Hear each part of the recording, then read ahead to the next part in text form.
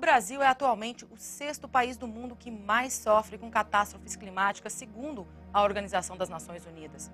Todos os anos, o país convive com inundações, desmoronamentos e perda de vidas.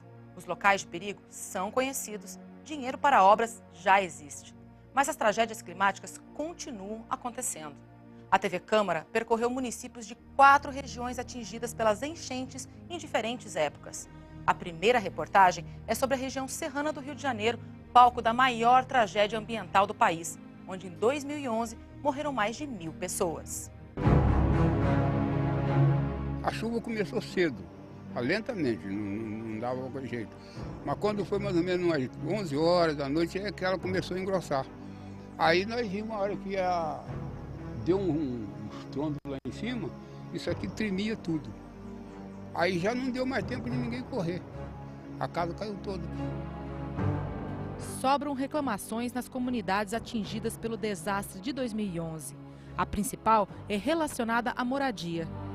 Há 2 anos, os deslizamentos e a enxurrada deixaram quase 7.000 pessoas sem ter onde morar.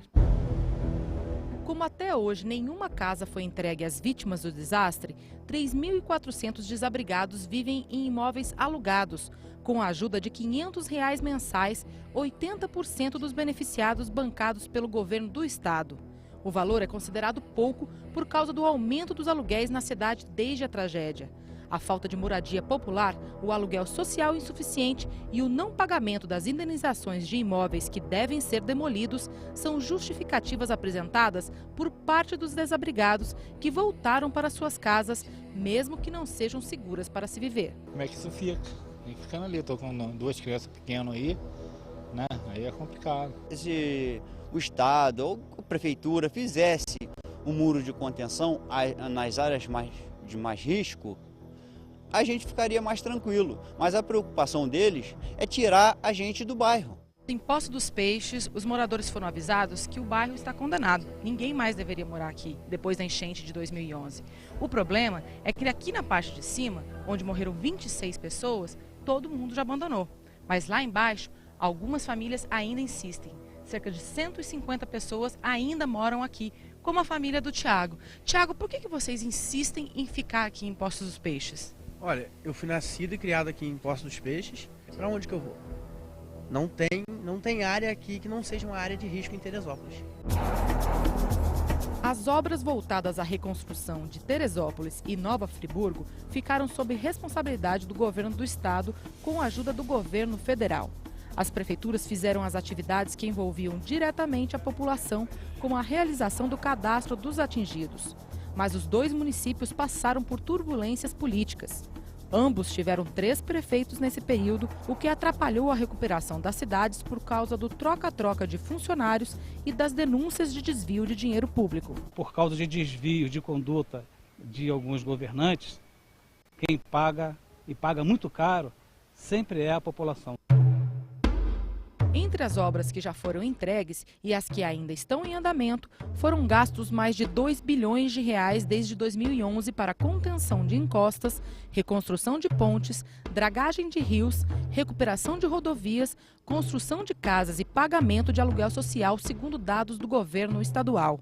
Também foram instaladas 85 sirenes de alerta em 40 comunidades, além da doação de uma caminhonete para a Defesa Civil de cada município fluminense. A gente avançou em algumas áreas. Agora, o processo de reconstrução, eu posso te dizer que é um desastre.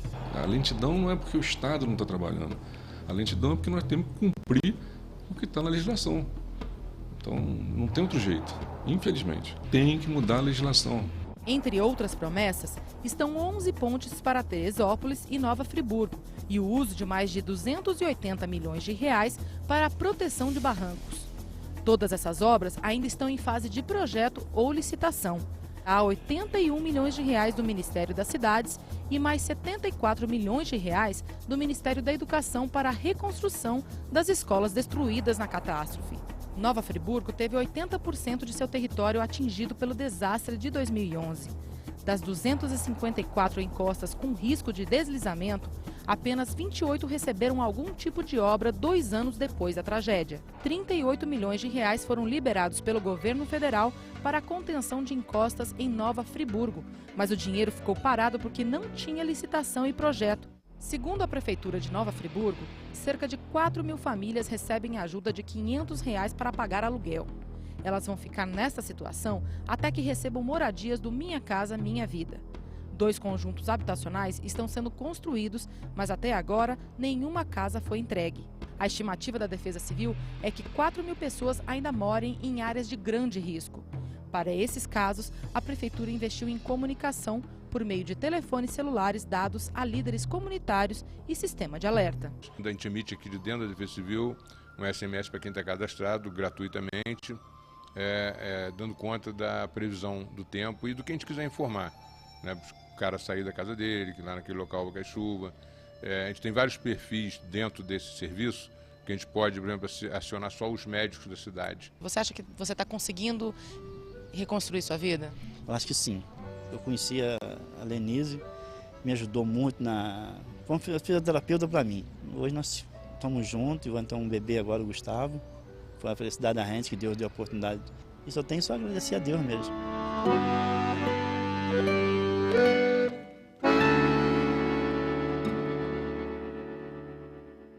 Na segunda reportagem, fomos a Santa Catarina 4 anos depois da tragédia de 2008. Na época, os números oficiais somaram 135 mortos. 78.000 pessoas perderam suas casas ou ficaram temporariamente impedidas de voltar para seus lares. A região mais afetada foi o Vale do Itajaí. A equipe da TV Câmara foi ver de perto o que foi feito para evitar que as tragédias se repitam e como os atingidos pelas chuvas estão reconstruindo suas vidas. O estado de Santa Catarina foi assolado por fortes enxurradas e deslizamentos em 2008. Foram 2 milhões de afetados. A região mais castigada foi o Vale do Itajaí. Eu perdi 14 pessoas na minha família naquele momento, entre eles minha mãe e minha irmã. É claro que o sentimento maior é o sentimento de perca, né? Os que foram. Isso é uma perda que não tem preço, não se coloca ninguém no lugar de ninguém. E mais do que isso, a gente não apaga esse momento, né? Tatiana transformou sua dor em luta. Fundou uma associação de desabrigados e participa de grupo de afetados por desastres ambientais. Por causa de seu trabalho, ela foi escolhida para coordenar a Defesa Civil de Ilhota. Aqui no Morro do Baú, em Ilhota, Santa Catarina, 35 pessoas morreram na tragédia de 2008. Nesta localidade, esses 2 morros aqui de trás desabaram. O da direita deslizou e cobriu completamente esse terreno onde tinham 7 casas. A comunidade ficou isolada por cerca de 2 meses e meio. Hoje, os agricultores já voltaram e refizeram suas lavouras, mas eles saem daqui a cada previsão de chuva forte. Novembro de 2008, 80% de Itajaí debaixo d'água, mais de 160.000 pessoas afetadas. O prejuízo, 1 bilhão e 600 milhões de reais. Depois da tragédia, a Prefeitura instalou um sistema de alerta que ajudou a prevenir um desastre maior numa outra enchente que atingiu a região, a de 2011. O alerta, a população foi com 36 horas de antecedência e com isso a gente conseguiu minimizar os efeitos de mais uma inundação que o município sofreu. A enchente de 2011 foi diferente da de 2008 porque não teve enxurrada. 110.000 pessoas foram afetadas, 50.000 a menos que 3 anos antes. Moradores ainda reclamam da falta de moradias e da não remoção de áreas de risco. As marcas das chuvas estão por toda a parte em Blumenau, onde ocorreram 75 enchentes nos últimos 100 anos. A cidade foi construída ao redor do rio Itajaiaçu, que transborda com chuvas fortes. A enxurrada de 2008 afetou toda a região. Só em Blumenau, matou 24 pessoas e destruiu quase 4.000 casas. Mas tinha essa marca aqui que em 84 teve outra, então eu acredito que essa marca de 84 ou 83, que tem essa marca de lambção da porta, até deixei aí como um marco, né?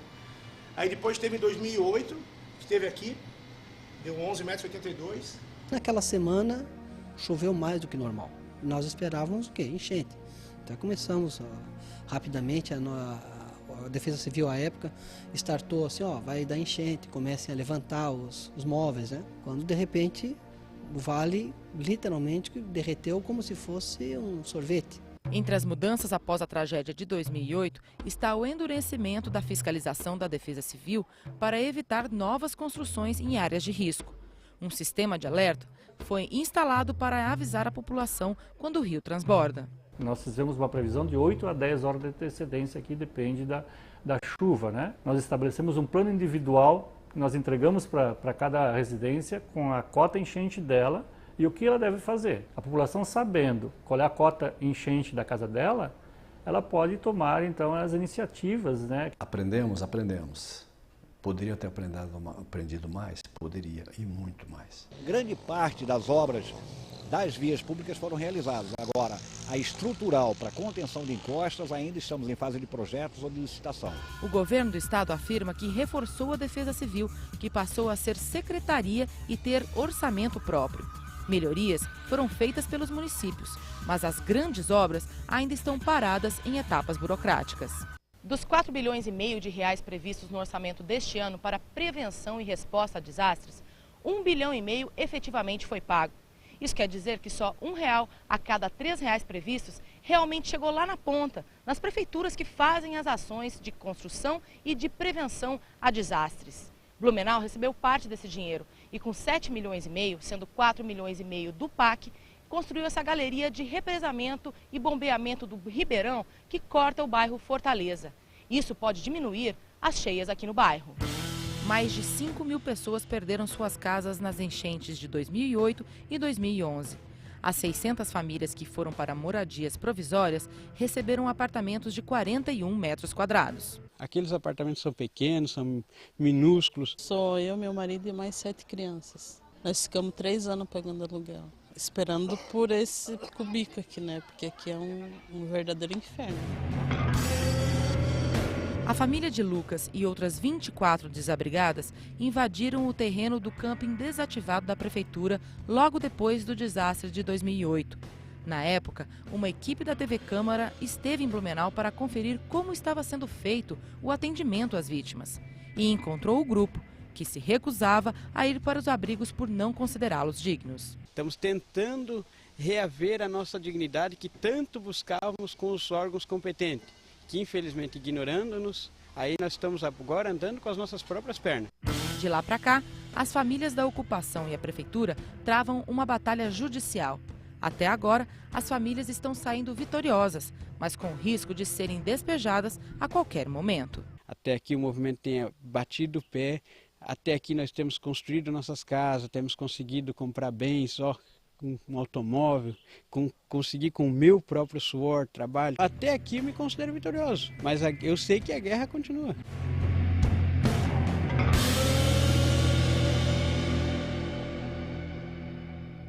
A região amazônica tem 2 estações muito definidas, inverno chuvoso e verão seco. E a população do Acre sofre todos os anos as consequências da grande quantidade de chuva. Isso porque o rio Acre invade as áreas ribeirinhas onde os moradores se instalaram ao longo dos anos sem controle do poder público. Na cheia de 2012, ou alagação, como dizem os ribeirinhos, mais de 100.000 pessoas foram afetadas só na capital Rio Branco. Os prejuízos passaram de 30 milhões de reais. O Acre sempre sofre com as enchentes. Nos últimos 9 anos, foram 7 cheias. Em 2012, ocorreu uma das piores, que atingiu mais de 100.000 pessoas. Só na capital Rio Branco, os prejuízos somaram mais de 26 milhões de reais. Eu nunca tinha visto tanta água na minha vida, igual eu vi, né? Entrou na minha casa. Quem mora no bairro Taquari, o mais populoso da capital, já está acostumado com as inundações. A área fica em terreno alagadiço e é uma das primeiras atingidas quando o rio Acre transborda. A casa que o governo dá muitas vezes tem que repartir, né? É uma casa para 2 famílias, só o que separa é uma parede, né? E aqui não, aqui ele tem os quintais dele, eles criam os seus cachorros, cria galinha. Aqui o que não tem é desbarrancamento, mas a alagação é de 3 em 3 dias no inverno, eu tô alagada. O chamado inverno amazônico vai de outubro a abril e nesses meses chove muito, principalmente no começo do ano. O rio Acre também transbordou este ano. A dúvida entre os pesquisadores que estudam a região é por que as cheias que eram esporádicas passaram a ser frequentes? A resposta para esse fenômeno pode vir do monitoramento que começou a ser feito no ano passado pela Agência Nacional de Águas. Neste local está reunida boa parte das respostas do governo do estado e da Prefeitura de Rio Branco quando perguntados o que está sendo feito para a prevenção de novos desastres. Neste terreno serão construídas mais de 10 mil casas, a maioria para pessoas que hoje vivem em áreas de risco da capital. As obras, como se pode ver, estão apenas começando. O primeiro lote, com 3 mil casas, deve ser entregue em 2014. Nós precisamos de todas aquelas casas e vamos precisar de muito mais. Mas se não houver uma intervenção nos bairros, nos locais, seja de suspensão de algumas casas, inclusive de ruas também, e a retirada de um grande número de famílias interditando regiões, a gente não resolve. Não foi divulgado o número de famílias que já receberam aluguel social ou casas novas. Dos 22 municípios acreanos, só 2 têm defesa civil estruturada e funcionando. Nenhum implantou o núcleo de defesa civil na comunidade, uma das estratégias nacionais para reduzir riscos de desastres. Sistema de alerta não existe nem na capital Rio Branco, onde está a melhor defesa civil do estado. O que nós usamos são os meios de comunicação existentes no nosso estado. O sistema de rádio e televisão são nossos parceiros. A população foi seriamente afetada pela inundação, mas poderia ter sido diferente. A enxurrada devastou o município vizinho e levou 3 horas para atingir a cidade. A gente ficou avisando para as pessoas que a enchente não ia ser igual às outras. Muitas pessoas que estavam brincando no carnaval, quando retornaram seus bens, seus móveis, já estavam todos alagados. Brasileia ainda não tem defesa civil estruturada, nem corpo de bombeiros. O único da região fica na vizinha Epitaciolândia.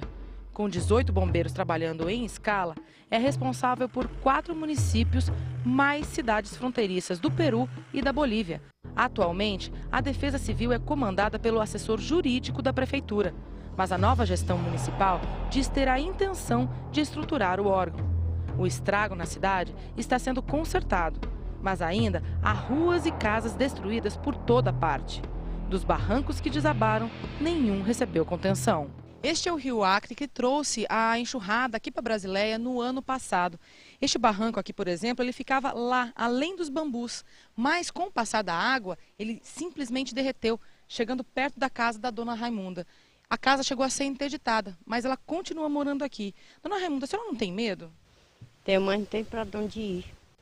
Bom, e o problema não acaba aqui. Ele continua lá do outro lado. Isso porque o Rio Acre faz uma alça e ele passa aqui, logo mais na frente. A distância que separa este barranco aqui de trás para um barranco que tem aqui na frente é cerca de 20 metros. Já foi 80, mas com a enchente do ano passado diminuiu. E os moradores estão com medo de que essa distância diminua cada vez mais e acabe por isolar a área que fica do lado de lá. Mais de 100 imóveis foram interditados por causa das chuvas.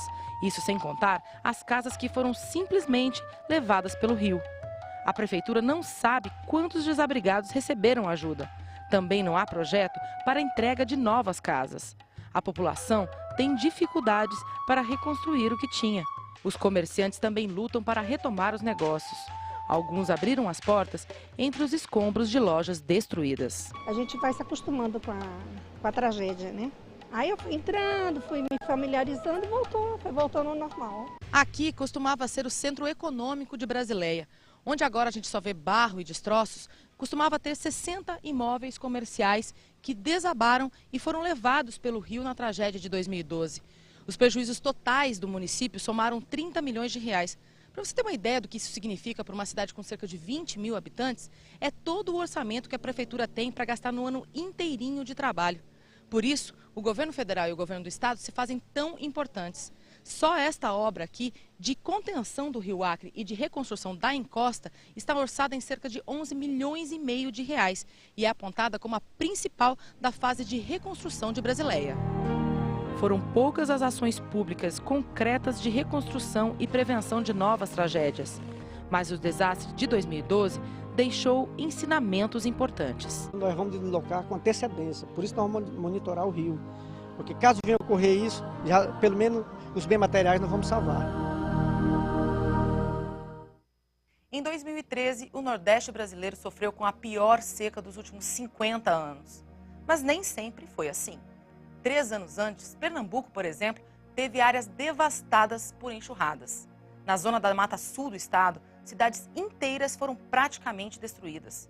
Nós estivemos na região mais atingida para ver como está a reconstrução das cidades e conhecer a luta dos moradores para retomar suas vidas e preservar o patrimônio histórico que hoje está em área de risco. Pernambuco agora passa por estiagem, mas nem sempre foi assim. A zona da Mata Sul sofreu com 4 enchentes entre 2010 e 2011. Em junho de 2010, foi a pior delas. 30 cidades ficaram em situação de emergência e 11 em calamidade pública. A TV Câmara foi a 2 dos municípios mais atingidos, Barreiros e Palmares, para verificar como estão a reconstrução e as medidas de proteção contra novas enxurradas. Eu fiquei ilhado em cima de lá do meu negócio, eu e minha esposa, o dono do prédio, uma sobrinha minha, uma criança com 1 ano e 2 meses, minha esposa operada, assistindo ao redor de mim, tudo caindo, o povo gritando. Naquele 18 de junho de 2010, Barreiros já tinha defesa civil há 8 anos, mas só no papel. Na prática, na hora que a enxurrada chegou, quem ajudou foi o padre. De madrugada eu saí nas ruas, as pessoas estavam tirando, subindo para o primeiro andar e eu avisando que a água iria atingir o primeiro andar. Os mais de 40 mil habitantes de Barreiros foram atingidos pela enchente e 3 mil casas foram destruídas. 3 anos depois, a maioria das promessas não foi cumprida. Há casas em ruínas por toda parte e as escolas públicas ainda não foram refeitas. 2 das principais pontes destruídas em Barreiros ainda estão em reconstrução. Nem 10% do que aconteceu, do que foi danificado, foi reconstruído. A principal obra projetada é um conjunto de 5 barragens para conter o excesso de chuva que cai na região entre abril e julho. O trabalho está apenas começando. As obras de contenção de enchente, projetos de construção de represas a curto prazo, isso é que deve ser feito. Tanto em Palmares quanto em Barreiros, a Defesa Civil finalmente saiu do papel, mas ainda sofre com a precariedade. Não foi instalado sistema de alerta e em Barreiros, o sino da igreja pode ser usado de novo como alarme. Nós fizemos trabalho de panfletagem, nós fizemos reuniões nas comunidades, nós fizemos o plano de contingência do município, fizemos mapeamento de área de risco, passamos a informar a população que eles moravam em área de risco. Palmares e Barreiros receberam um hospital novo cada. Também foram entregues casas populares aos desabrigados. O problema é que das mais de 4 mil prometidas para Barreiros, só 1.600 foram entregues. E em Palmares, das mais de 2 mil previstas, só 400 já têm moradores. Os novos bairros ainda não têm serviços básicos, como água encanada, escola ou posto de saúde. Tem uma diferença de uma casa para uma barraca, né? E sem enchente ainda? É muito melhor ainda, né? Acabou o sofrimento, né? Existem outros problemas relacionados à habitação. Os moradores não entendem os critérios do governo do estado e cobram as casas novas.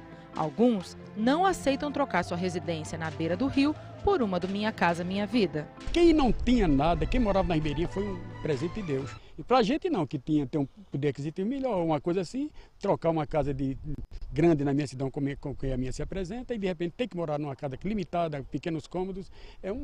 E essa nossa resistência até hoje, nós não saímos por conta de ter que provar ao governo que, no mínimo, ele indenize por um valor acessível à natureza do bem.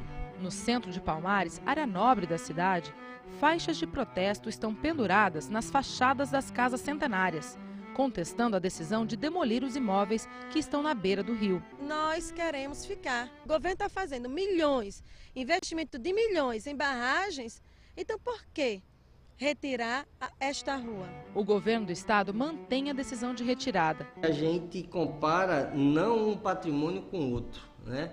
A gente compara o patrimônio dos andares com um patrimônio maior, que é a vida. A gente tem que buscar uma forma de tirar aquela residência dali, né? E aí viabilizar com que essas famílias vão para outro local seguro.